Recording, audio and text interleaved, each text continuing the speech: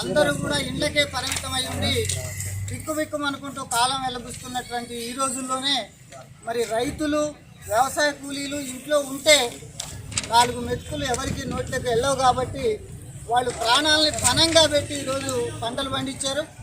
మొత్తం భారతదేశంలో అభివృద్ధి రేటు 25% కుంటుపడ్డ వ్యవసాయ రంగంలో 4% అభివృద్ధిని అదనంగా సాధించడం అనేటటువంటి జరిగింది. దీనికి రైతులు వ్యవసాయ కూలీలు వాళ్ళ ప్రాణాలను సైతం లెక్క చేయకుండా, కరోనాని లెక్క చేయకుండా బజార్లోకి వచ్చి చేలలకు పోయి సేద్యం చేయడం వల్లే సాధ్యమైంది. ఒకవైపు జనం ఇంత ఇబ్బందుల్లో ఉంటే నరేంద్ర మోడీ ప్రభుత్వం కేంద్రంలో ఆర్భాటంగా పార్లమెంటు సమావేశాలను ఏర్పాటు చేసి 3 వ్యవసాయ చట్టాలను తీసుకొని వచ్చింది. ఈ 3 వ్యవసాయ చట్టాలు ఈ దేశంలో రైతుల మెడకు ఉరితాడు వేసేటటువంటి చట్టాలు ఇవి. ఫ్రీ మార్కెట్ చట్టం అని, కార్పొరేట్ ఫార్మింగ్ అని చెప్పి, స్వేచ్ఛ వాణిజ్యం అని చెప్పి వాళ్ళు తీసుకొచ్చినటువంటి 3 వ్యవసాయ చట్టాలు ఏవైతే ఉన్నాయో ఈరోజు మొత్తం వ్యవసాయ రంగాన్ని కార్పొరేట్ కంపెనీలకు అప్పనంగా కట్టబెట్టడానికి తీసుకొచ్చినటువంటి చట్టాలు. ఇప్పటిదాకా నిత్యావసర వస్తువులని ఇష్టం వచ్చినట్టుగా నిల్వ చేసుకునే అధికారం ఎవరికీ లేదు. విజిలెన్స్ దాడులు జరిగాయి. కానీ ఈరోజు దాన్ని ఫ్రీ మార్కెట్ అన్న తర్వాత నిత్యావసర సరుకులను, ఆహార ధాన్యాలను అన్నింటినీ కూడా కార్పొరేట్ శక్తులు, పెట్టుబడిదారు శక్తులు సొంతం చేసుకునే అవకాశం ఉంది. దాచుకుంటారు, కృత్రిమ కొరత సృష్టిస్తారు, కోట్ల రూపాయల లాభాలు ఆర్జిస్తారు. ఈరోజు ఇట్లాంటి పరిస్థితి ఒకటి వస్తుంది. స్వేచ్ఛ మార్కెట్ అంటే ఏ పేద రైతు పోయి ఇక్కడి నుంచి పోయి ఎక్కడో అమ్ముకోలేడు. స్వేచ్ఛ మార్కెట్ పేరుతో నువ్వు ఎక్కడైనా అమ్ముకోవచ్చు, ఎక్కడైనా కొనుక్కోవచ్చు అనేటటువంటి దాంతో ఈరోజు పెట్టుబడిదారులు, బడా వ్యాపార సంస్థలు గ్రామాల్లోకి వచ్చి మన పంటను అప్పనంగా కొనుక్కొని పోవడానికి, ఇష్టారాజ్యంగా దాచుకోవడానికి మాత్రమే ఈ చట్టాలు ఉపయోగపడతాయి. మరి రైతులకు వ్యతిరేకంగా, కార్పొరేట్ శక్తులకు అనుకూలంగా నరేంద్ర మోడీ తీసుకొచ్చినటువంటి ఈ 3 చట్టాలు ఏవైతున్నాయో వీటిని వెంటనే వెనక్కి తీసుకోవాలని చెప్పి, తీసుకోకపోతే దేశంలో వ్యవసాయానికి భవిష్యత్తు లేదని చెప్పి ఇవాళ 40 దేశాల్లో తిండి గింజల కొరత ఏర్పడ్డది ప్రపంచంలో. ఖచ్చితంగా ఈ 3 వ్యవసాయ బిల్లులతోటి రేపు భారతదేశంలో కూడా ఆహార ధాన్యాల కొరత ఏర్పడే ప్రమాదం ఉంది. కార్పొరేట్ శక్తులకు లాభం జరుగుతుంది. ఇప్పటికే కరోనాలో 40% మంది అప్పులు చేసి బతుకుతున్నటువంటి పరిస్థితుల్లో అంబానీలు, అదానీల ఆస్తులు పెద్ద ఎత్తున పెరిగిపోతున్నాయి. ముఖేష్ అంబానీ ఆస్తులు కరోనా కాలంలోనే 40% పెరిగినాయి. దీనికి కారణం నరేంద్ర మోడీ ప్రభుత్వం అనుసరిస్తున్నటువంటి పెట్టుబడిదారి అనుకూల విధానం తప్ప మరొకటి కాదు. నిన్నటి దాకా వ్యవసాయ రంగానికి ఫ్రీ కరెంట్ ఇచ్చారు. కానీ ఈరోజు ఆ ఫ్రీ కరెంటును కూడా రద్దు చేసేసి విద్యుత్ సవరణ బిల్లుని కేంద్ర ప్రభుత్వం తీసుకొని వచ్చింది. ఈరోజు వ్యవసాయ మోటార్లకు కూడా మీటర్లు పెట్టి ఈరోజు రైతుల ముక్కుబీని డబ్బులు వసూలు చేయడానికి ఈరోజు కేంద్ర ప్రభుత్వం ప్రయత్నం చేస్తుంది.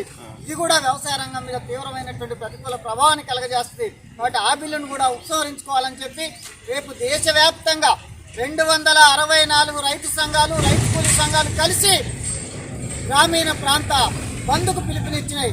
గ్రామీణ భారత్ బంద్కు పిలుపునిచ్చినాయి. ప్రజలందరూ కూడా పెద్ద ఎత్తున దీంట్లో భాగస్వాములై గ్రామాల నుంచి పాలు, పండ్లు, కూరగాయలు, ఆహార ధాన్యాలు ఏవి కూడా పట్టణాలకు పోకుండా ఆపు చేసే లక్ష్యంతో ఇచ్చినటువంటి ఈ బంద్ను మరొక వైపున కార్మిక సంఘాలు, అన్ని కార్మిక సంఘాలు కలిసి సార్వత్రిక సమ్మెకు పిలుపునిచ్చినాయి. ఆ సార్వత్రిక సమ్మెను, గ్రామీణ భారత్ బంద్ను విజయవంతం చేయాల్సినటువంటి అవసరం ఉంది.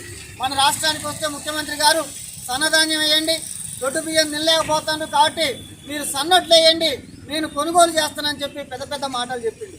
ఈరోజు వస్తే మొత్తోట్లకు ఏ రేట్ అయితే ఉందో సన్నధాన్యానికి కూడా అదే రేటు ఉంది. ఇంతవరకు సరిగా కొనుగోలు చేసేటటువంటి పరిస్థితి లేదు. సన్నధాన్యానికి 1కి 5-6 సార్లు పైమందు కొడితే తప్ప పండేటటువంటి స్థితి లేదు. ఈరోజు అనేక తెగుళ్ళకి, చీడపీడలకి తట్టుకొని వ్యయ ప్రయాసలకు వచ్చి ముఖ్యమంత్రి మాటలు నమ్మి పండిస్తే ఈరోజు ఆ ధాన్యాన్ని కొనుగోలు చేయలేక ఈరోజు మీరు ఇక్కడి నుంచి బయలుదేరితే మహబాద్ దాకా రోడ్ల మీద ధాన్యమే కనపడుతున్నాయి. ఏ కొనుగోలు కేంద్రాల్లో కూడా వాటికి సరైనటువంటి ధర పెట్టి కొనుక్కునేటటువంటి పరిస్థితి లేదు. వాటి కనీసం సన్నధాన్యానికి ఈరోజు 4,000 రూపాయలకు తక్కువ సన్న బియ్యం ఎక్కడా లేవు. కానీ 1,860 రూపాయలకే నువ్వు సన్నధాన్యాన్ని కొనమని చెప్పడం అంటే మిగతా డబ్బులన్నీ కూడా ఎక్కడికి పోతున్నాయి? మనం ఒడ్లు తీసుకుపోయి మిల్లులో ఇస్తే 25 కేజీలు తరుగు తీసేసి 75 కేజీలు మనకు నికరంగా బియ్యం ఇస్తాడు. మరి అట్లాంటిది నువ్వు ఎన్ని డబ్బులు పడతాయి? 4,000 రూపాయల బియ్యం ధర ఉన్నటువంటి దానికి సన్నధాన్యానికి అందులో సగం ధర కూడా ఉండదా? ఇదెక్కడ న్యాయం? కాబట్టి కనీసం 2,500 రూపాయల మద్దతు ధర నిర్ణయించి ప్రభుత్వం కొనుగోలు చేయాలని. మొక్కజొన్నల పరిస్థితి అంతకంటే దయనీయంగా ఉంది. ఇక్కడి నుంచి ఏజెన్సీకి పోతే కంకులు ఇచ్చేటటువంటి పరిస్థితి లేదు. 1,850 రూపాయలు ప్రభుత్వం ప్రకటించిన మద్దతు ధర దాని గురించి ఎవడు కూడా పట్టించుకోవట్లేదు. ఈరోజు ఇరిస్తే వాటిని ఏం చేయాలో అర్థం కాక కంకులన్నీ కూడా చేయాలనే ఉంచుకున్నటువంటి ఒక పరిస్థితి ఉంది. అందుకని మీరు ప్రకటించిన మద్దతు ధర కూడా కొనుగోలు చేయరా? ఇది చాలా దుర్మార్గమైనటువంటిది. రైతాంగ వ్యతిరేకంగా ఈరోజు రాష్ట్రం కేంద్రం రెండు కూడబలుకుని ప్రయత్నాలు చేస్తున్నాయి. ఇది చాలా అన్యాయం. కాబట్టి రేపటి బంధు జయప్రదం చేయడం ద్వారా, రేపు గ్రామీణ భారత్ బంధును జయప్రదం చేయడం ద్వారా రైతులు, రైతు కూలీల యొక్క ఆగ్రహావేశాలని ప్రభుత్వం దృష్టికి, సమాజం దృష్టికి తీసుకెళ్లాలని చెప్పి ఇప్పటికైనా ప్రభుత్వం స్పందించి రైతాంగ పంటలకు తగిన ధర నిర్ణయం చేసి ప్రభుత్వమే నేరుగా కొనుగోలు చేయాలని చెప్పి డిమాండ్ చేస్తున్నాం. ఈ కార్యక్రమాన్ని నిర్వహించినటువంటి గూడూరు పార్టీ శ్రేణులకు, రైతు కూలీ సంఘం కార్యకర్తలందరికీ కూడా ధన్యవాదాలు.